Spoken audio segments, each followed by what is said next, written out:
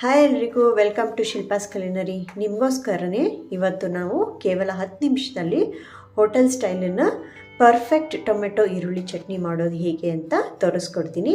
ಇದು ಇಡ್ಲಿ, ದೋಸೆ, ಅನ್ನಕ್ಕೆ ಮತ್ತು ಚಪಾತಿಗೆ ಸೂಪರಾಗಿರೋವಂಥ ಕಾಂಬಿನೇಷನ್. ಇದು ವಿಡಿಯೋನ ಎಲ್ಲೂ ಸ್ಕಿಪ್ ಮಾಡ್ದಲೇ ಕೊನೆವರೆಗೂ ನೋಡಿ. ಇದಂತೂ ಟೊಮೆಟೊ ಈರುಳ್ಳಿ ಚಟ್ನಿ ಅಂತೂ ಸ್ಪೈಸಿ ಆ್ಯಂಡ್ ಟ್ಯಾಂಗಿಯಾಗಿ ಸೂಪರಾಗಿರುತ್ತೆ.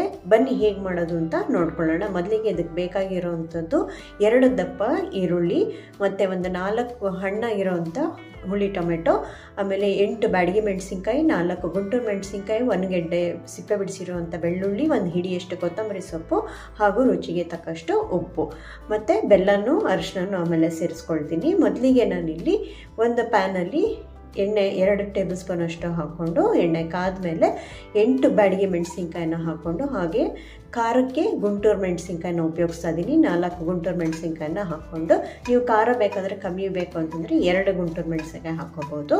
ಕಲರಿಗೆ ಇಲ್ಲಿ ಬ್ಯಾಡಗಿ ಮೆಣಸಿನ್ಕಾಯಿ ಹಾಕ್ಕೊಂಡಿದ್ದೀನಿ. ಹಾಕ್ಕೊಂಡು ಲೋ ಫ್ಲೇಮಲ್ಲೇ ಚೆನ್ನಾಗಿ ಹುರ್ಕೋಬೇಕು. ಯಾಕೆ ಅಂದರೆ ಇದು ಮೆಣಸಿನ್ಕಾಯಿ ಗರಿಗರಿ ಆಗೋ ಥರ ಹುರ್ಕೊಂಡು, ಆಮೇಲೆ ನಾನಿಲ್ಲಿ ಸಿಪ್ಪೆ ಬಿಡಿಸಿರೋವಂಥ ಬೆಳ್ಳುಳ್ಳಿನ ಹಾಕ್ಕೊಂಡಿದ್ದೀನಿ. 1 ಹಿಡಿಯಷ್ಟು ಬೆಳ್ಳುಳ್ಳಿ ಹಾಕ್ಕೊಂಡಿದ್ದೀನಿ. ಈಗ ಹುರಿದಾದ್ಮೇಲೆ ನಾನು 2 ಗೆಡ್ಡೆ ದಪ್ಪ ಗೆಡ್ಡೆ ಈರುಳ್ಳಿನ ಈ ಥರ ಉದ್ದುದ್ದಕ್ಕೆ ಹಿಂಗೆ ಹೆಚ್ಕೊಂಡು, ಅದನ್ನು ಕೂಡ ನಾನು ಲೋ ಫ್ಲೇಮಲ್ಲೇ ಮೆಣಸಿನ್ಕಾಯಿ ಜೊತೆ ಕೈ ಬಿಡದಲ್ಲೇ ಈರುಳ್ಳಿ ಬೆಳ್ಳುಳ್ಳಿ ಎಲ್ಲದನ್ನು ಚೆನ್ನಾಗಿ ಹುರ್ಕೊಳ್ತೀನಿ. ನೋಡಿ, ಈ ಥರ ಬೆಳ್ಳುಳ್ಳಿ ಮತ್ತು ಈರುಳ್ಳಿ ಎಲ್ಲ ಚೆನ್ನಾಗಿ ಹುರ್ಕೊಂಡು, ಮೆಣಸಿನ್ಕಾಯಿನೂ ಕೂಡ ಚೆನ್ನಾಗಿ ರೋಸ್ಟ್ ಆಗಿದೆ.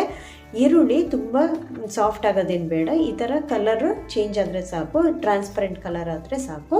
ಇಷ್ಟು ಲೋ ಫ್ಲೇಮಲ್ಲೇ ಹುರ್ಕೊಂಡಾದ್ಮೇಲೆ ನಾವು ಏನು ತೊಗೊಂಡಿದ್ವಲ್ಲ 4 ಟೊಮೆಟೊ, ಹಣ್ಣಾಗಿರೋವಂಥ ಟೊಮೆಟೊ ಮತ್ತು ಕೆಂಪಗೂ ಇರಬೇಕು, ಹುಳಿನೂ ಇರಬೇಕು ಮತ್ತು ಕಲರೂ ಇರಬೇಕು, ಆ ಥರ ಟೊಮೆಟೊನ ನಾನು ಉದ್ದುದಕ್ಕೆ ಹೆಚ್ಕೊಂಡು ಚೆನ್ನಾಗಿ ಹುರ್ಕೊಳ್ತೀನಿ. ಈಗ ನಾನೀಗ ಹುರಿದಾಗಿರೋವಂಥ ಬ್ಯಾಡಗಿ ಮತ್ತು ಗುಂಟೂರು ಮೆಣಸಿನ್ಕಾಯಿನ ಒಂದು ತಟ್ಟೆಗೆ ತೆಗೆದಿಟ್ಕೊಳ್ತೀನಿ. ಇದು ಗರಿಗರಿಯಾಗಿ ಹುರಿದಾಗಿದೆ. ಇದನ್ನು ಸೈಡಿಗೆ ಎತ್ತಿಟ್ಕೊಂಡು ಅದೇ ಪ್ಯಾನಿಗೆ ನಾನೀಗ ಉಪ್ಪು ಮತ್ತು ಅರಿಶಿನ ಸೇರಿಸ್ಕೊಳ್ತಾ ಇದ್ದೀನಿ. ಇವೆರಡು ಹಾಕೋದ್ರಿಂದ ಟೊಮೆಟೊ ಬೇಗ ಸಾಫ್ಟ್ ಆಗುತ್ತೆ. ಈಗ ಹಾಕ್ಕೊಂಡು ಇದನ್ನು ಕೂಡ ಲೋ ಫ್ಲೇಮಲ್ಲೇ ಹುರ್ಕೊಳ್ತೀನಿ. ನೋಡಿ ಎಷ್ಟು ಚೆನ್ನಾಗಿ ಹುರ್ಕೊಳ್ತಾ ಇದ್ದೀನಿ. ಈರುಳ್ಳಿ, ಟೊಮೆಟೊ, ಬೆಳ್ಳುಳ್ಳಿ ಎಲ್ಲ ಚೆನ್ನಾಗಿ ಹುರ್ಕೊಳ್ತಾ ಇದ್ದೀನಿ. ಇದಿಷ್ಟು ಸ್ವಲ್ಪನೇ ಸ್ವಲ್ಪ ಸಾಫ್ಟ್ ಆಗ್ತಾ ಇದೆ. ಉಪ್ಪು ನಾನು ಕಂಪ್ಲೀಟಾಗಿ ಇಲ್ಲೇ ಸೇರಿಸಿದ್ದೀನಿ, ಮತ್ತು ಆಮೇಲೆ ಏನು ಸೇರಿಸೋದು ಬೇಕಿಲ್ಲ. ಎಲ್ಲ ಹಾಕ್ಕೊಂಡು ಚೆನ್ನಾಗಿ ಹುರಿದು ಈ ಥರ ಒಂದು ಸತಿ ಟಾಸ್ ಮಾಡಿಕೊಂಡ್ರೆ, ಆಮೇಲೆ ಈಗ ನಾನು ಲಿಡ್ಡನ್ನು ಮುಚ್ಚಿಬಿಟ್ಟು ಒಂದು 4 ರಿಂದ 5 ನಿಮಿಷ ಸಣ್ಣ ಊರಿನಲ್ಲಿ ಈ ಥರ ಬೇಯಿಸ್ಕೊಳ್ತಾ ಇದ್ದೀನಿ. ಟೊಮೆಟೊ ಮತ್ತು ಈರುಳ್ಳಿ ಎರಡೂ ಸಾಫ್ಟ್ ಆಗುತ್ತೆ. ನೋಡಿ, ಇನ್ನೊಂದು 2 ನಿಮಿಷ ಚೆನ್ನಾಗಿ ಕೈ ಆಡಿಬಿಟ್ಟು ಮತ್ತೆ ಇನ್ನೊಂದು 2 ನಿಮಿಷ ಲಿಡ್ ಮುಚ್ಚಿ ಆಮೇಲೆ ತೆಗೆದು ಮತ್ತೆ ಕೈ ಆಡಬೇಕು. ಎಲ್ಲಿವರೆಗೂ ಅಂತಂದರೆ ಈ ಟೊಮೆಟೊ ಏನಿದೆಯಲ್ಲ ಅದು ಸಿಪ್ಪೆ ಎಲ್ಲ ಚೆನ್ನಾಗಿ ಸಾಫ್ಟಾಗಿ, ಒಳಗಡೆ ಪಲ್ಪು ಕೂಡ ಸಾಫ್ಟ್ ಆಗಬೇಕು.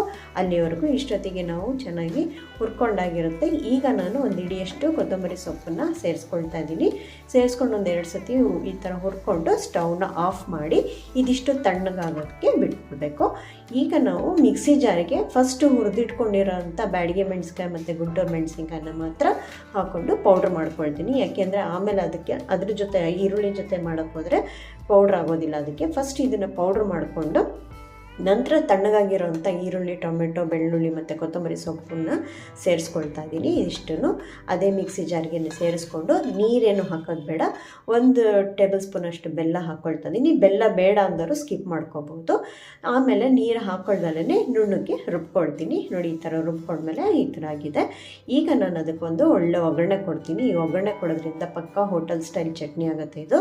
ನೋಡಿ, ಈಗ ಒಂದು ಪ್ಯಾನಲ್ಲಿ 1 ಟೇಬಲ್ ಸ್ಪೂನಷ್ಟು ಎಣ್ಣೆ ಹಾಕ್ತೀನಿ. ಎಣ್ಣೆ ಕಾದ್ಮೇಲೆ 1 ಸ್ಪೂನಷ್ಟು ಸಾಸಿವೆ ಸಿಡಿದ್ಮೇಲೆ ಕಡಲೆಬೇಳೆ 1 ಸ್ಪೂನು, ಉದ್ದಿನಬೇಳೆ 1 ಸ್ಪೂನ್ ಹಾಕಿ, ಆಮೇಲೆ ಸ್ವಲ್ಪ ಹಿಂಗನ್ನು ಹಾಕಿ, ಫ್ರೆಶ್ ಆಗಿರೋವಂಥ ಕರ್ಬೇವಿನ ಸೊಪ್ಪನ್ನು ಕೂಡ ಹಾಕಿ ಚೆನ್ನಾಗಿ ಒಗ್ಗರಣೆ ಮಾಡ್ಕೊಳ್ತೀನಿ. ಇದಿಷ್ಟು ಲೋ ಫ್ಲೇಮಲ್ಲೇ ಮಾಡ್ಕೋಬೇಕು.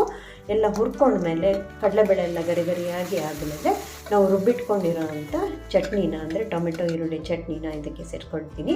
ನೋಡಿ, ಬ್ಯಾಡಗಿ ಮೆಣಸಿಗೆ ಹಾಕಿರೋದ್ರಿಂದ ಇಂಥ ಒಳ್ಳೆ ಕಲರ್ ಬಂದಿದೆ. ನೋಡ್ತಾ ಇದ್ರೇ ಎಷ್ಟು ಆಸೆ ಆಗುತ್ತೆ ತಿನ್ನಬೇಕು ಅಂತ. ನಿಜವಾಗ್ಲೂ ಇದು ಟೇಸ್ಟು ಕೂಡ ಸೂಪರಾಗಿತ್ತು, ಸ್ಪೈಸಿಯಾಗಿತ್ತು ಮತ್ತು ಟ್ಯಾಂಗಿಯಾಗಿತ್ತು. ಸ್ವಲ್ಪ ಬೆಲ್ಲ ಸೇರಿಸಿರೋದ್ರಿಂದ ಇನ್ನೂ ತುಂಬ ಚೆನ್ನಾಗಾಗಿತ್ತು ರುಚಿ. ಬೆಲ್ಲ ಹಾಕೋದ್ರಿಂದ ಒಳ್ಳೆ ರುಚಿ ಬರುತ್ತೆ, ಎಲ್ಲ ಬ್ಯಾಲೆನ್ಸ್ ಆಗಿರುತ್ತೆ. ನೋಡಿ, ಈಗ ಒಂದು 2 ನಿಮಿಷ ಕುದಿಸಾದ್ಮೇಲೆ ಆಫ್ ಮಾಡಬೇಕು.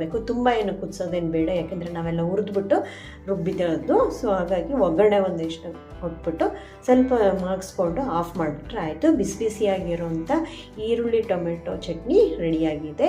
ತುಂಬ ಚೆನ್ನಾಗಿದೆ, ಕಲರು ಸೂಪರಾಗಿ ಬಂದಿದೆ, ಖಾರವಾಗೂ ಚೆನ್ನಾಗಿದೆ. ಇದನ್ನು ಇಡ್ಲಿ, ದೋಸೆ, ಚಪಾತಿ, ಬಿಸಿ ಬಿಸಿ ಅನ್ನಕ್ಕೆ ಸ್ವಲ್ಪ ತುಪ್ಪ ಹಾಕೊಂಡು ಚಟ್ನಿ ಹಾಕ್ಕೊಂಡ್ರಂತೂ ಸಖತ್ತಾಗಿರುತ್ತೆ. ಬಾಯಿ ಕೆಟ್ಟಿರುವಾಗ ಈ ಚಟ್ನಿನ ಮಾಡ್ಕೊಂಡು ತಿಂದರೆ ಅಂತೂ ಬಾಯಿ ಫುಲ್ ಸ್ವಚ್ಛವಾಗುತ್ತೆ. ಅಂದರೆ ತುಂಬ ಟೇಸ್ಟ್ ಸಿಗುತ್ತೆ, ನಿಮಗೆ ಬಾಯಿಗೆ ಒಳ್ಳೆ ರುಚಿ ಸಿಗುತ್ತೆ. ಹೇಳ್ತಾ ಇದ್ರೇ ಬಾಯಲ್ಲಿ ನೀರು ಬರುತ್ತೆ. ನನಗಂತೂ ಇದು ಪರ್ಸ್ನಲಿ ತುಂಬ ಇಷ್ಟವಾಗಿರೋಂಥ ಚಟ್ನಿ. ಇದು ಬರೀ ಇಡ್ಲಿ, ದೋಸೆ, ಚಪಾತಿಗಲ್ದೇ ಬ್ರೆಡ್ಡಿಗೂ ಕೂಡ ಹಚ್ಕೊಂಡು ತಿನ್ಬೋದು, ಸೂಪರಾಗಿರುತ್ತೆ.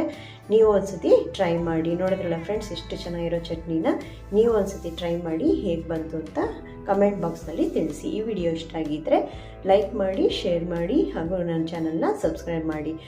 ಮತ್ತೆ ಮುಂದಿನ ವಿಡಿಯೋದಲ್ಲಿ ಸಿಗೋಣ. ಅಲ್ಲಿವರೆಗೂ take care, eat healthy. Thanks for watching.